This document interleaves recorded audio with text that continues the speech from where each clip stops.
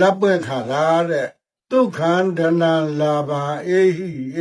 တဲ့ဒုက္ခံဆိုတာချမ်းသာတယ်ဒနာဆိုတာဒနာပြည့်ကြီးလာပါလက်ကြီးသည်တဲ့အေဟိလာတဲ့လို့ခေါ်ထားတာအဲ့တော့တနေ့ကို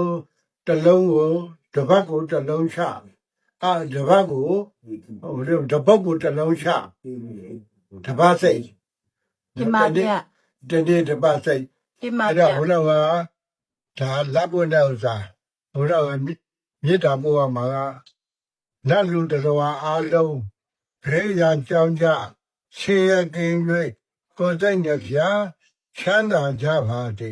ကောင်းကျိုးလူရာဆန္ဒပြေဝကြပါစေအဲ့ဒါအိယာဝအိယာထသုံးခေါက်ဆိုသွားအဲ့ဒါမှန်ပေါ့ဒီတဲ့ဒီ